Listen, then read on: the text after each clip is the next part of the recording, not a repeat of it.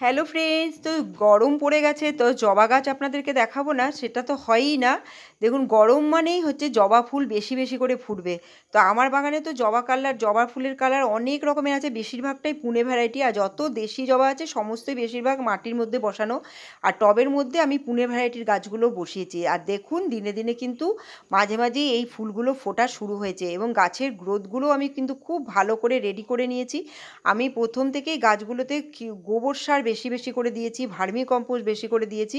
এতে কী হয়েছে, গাছের গ্রোথগুলো খুব ভালো আছে। আর যেই গাছগুলো গ্রোথ এখনও হয়নি সেগুলো কিন্তু আমি ভীষণ সুন্দর করে পরিচর্যা করে যাচ্ছি। করে আমি কিছুদিনের মধ্যে আপনাদেরকে দেখাতে পারবো যে ওই গাছগুলোর কী চেহারা হয়েছে। এবার দেখুন, এই গাছগুলো প্রায় আমার কাছে এসছে 1-1.5 বছর হবে। 1-1.5 বছরের মধ্যে কিন্তু গাছগুলো অনেকবার ফুল দিয়ে দিয়েছে। পুরো শীতকালেও আমার অনেক দিন পর্যন্ত ফুল ফুটেছে। লাস্টের দিকে যখন খুব ঠান্ডা পড়ে গেছিলো তখন ফুল ফোটাটা বন্ধ হয়ে গেছিলো। তারপরে দেখুন, আবার যেই গরম পড়েছে সঙ্গে সঙ্গে কিন্তু ফুল ফোটা এবং কুঁড়ি দেখুন, এই যে ফুলটা সরাচ্ছি আপনাদেরকে দেখাচ্ছি, কত কুঁড়ি, প্রত্যেকটা ব্রাঞ্চের মাথায় মাথায় কিন্তু কুঁড়ি এসে গেছে। এবং ছোটোর থেকে ছোট গাছ, যত ছোট গাছই হোক না কেন, সেই গাছে কিন্তু ফুল ফুটে যাচ্ছে। এই দেখুন, পাশের যে গাছটা দেখতে পাচ্ছেন, ভীষণ একটা ছোট্ট গাছ, এই গাছটাতে কিন্তু রেগুলার ফুল ফোটে। একটা দুটো করে ফুল ফুটলেও কিন্তু রেগুলার ফুল ফুটে। দেখুন কি সুন্দর দেখতে লাগছে ফুলটা। আর গাছের পাতাগুলো দেখুন পুরো সবুজ।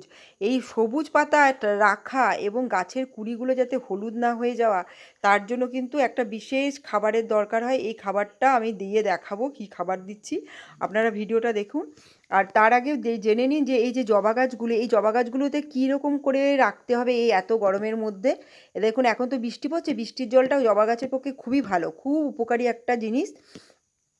তাই বৃষ্টির জলটা দিলে কোনো অসুবিধে হবে না। কিন্তু যখন ভীষণ ধূপ মানে রোদ হয়, যেমন হচ্ছে 7-8 ঘন্টার রোদটা থাকে, তারপরে হচ্ছে লু হাওয়া যখন হয়, এই সময়টাতে যদি একটু ছায়াযুক্ত জায়গায় রাখেন জবা গাছটা, দেখবেন পাতাগুলো হলুদ হবে না। আমারও কিন্তু কিছু পাতা হলুদ হয়ে গেছিলো, কারণ প্রচণ্ড গরমের জন্য। এখন আমি সেই জিনিসগুলোকে চেক করেছি, মানে আমি একটু ছায়াযুক্ত জায়গায় জায়গায় রেখেছি, তারপরে গাছগুলো ঠিক হয়েছে। এই দেখুন, এই গাছটাতে আজকে 2টো জবা ফুটেছে এবং দুটোই কি সুন্দর লাগছে। এই পুনে ভ্যারাইটির জবাগুলো কিন্তু দেখতে খুব ভালো হয়। মাঝখানের ভেতরের কালারটা আলাদা থাকে আর পুরো বডির কালারটা কিন্তু আলাদা থাকে, এই জন্য দেখতে এতটাই সুন্দর হয়। আর যত যত পুনে ভ্যারাইটির জবা আমরা মানে নার্সারিতে দেখি, আমাদের কিন্তু মানে কেনার ইচ্ছা হয়। আমিও তাই করি, অনেকবার যতবারই যাই একটা করে জবা আমি গরমের দিনে কিন্তু কিনে আনি। এখনও গরমের মধ্যে আমি সেইভাবেই জবা গাছ কিনিনি, তো এবছর আমি কিনবো আবার নতুন কোনো জবা পেলে। এবার আপনাদের যেটা বললাম, ফুলের কুঁড়ি ঝরে যাবে না এবং গাছের পাতাগুলোও ঠিক থাকবে, গাছের গ্রোথ ঠিক থাকবে, তাই জন্য কী দিচ্ছি দেখতেই পেলেন। চামচের 1 ভাগ মানে 1 চিমটে আপনারা কিন্তু হিউমিক অ্যাসিড জলের মধ্যে গুলে, সেই জলটা আপনারা যে কোনো গাছে, ছোট গাছ বড় গাছ যে কোনো জবা গাছে আপনারা দিয়ে দিন, দেখবেন খুব উপকার পাবেন। আমি এরকম হিউমিক অ্যাসিড জবা গাছে আমি বারবার দিয়েছি, মানে মাসে অন্তত একবার আমি প্রয়োগ করি। আর দেখুন, এই যে দূর থেকে আপনাদের গাছগুলো দেখাচ্ছি, সব গাছগুলো একসাথেই রাখা আছে বেশিরভাগ, যে কত সুন্দর করে গাছগুলো কিন্তু সবুজ এবং সুন্দর করে গ্রোথ নিয়েছে।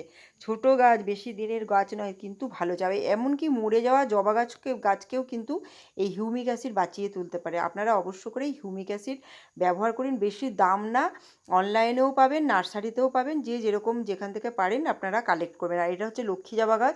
দেখুন, লক্ষ্মী জবা গাছও কতটা গ্রোথ নিয়েছে, আর মাঝে মাঝে তো ফুল ফুটছে আপনাদের দেখাচ্ছি। এভাবে আপনারা জবা গাছের পরিচর্যা করুন। ভিডিওটা শেষ করছি, বাই বাই।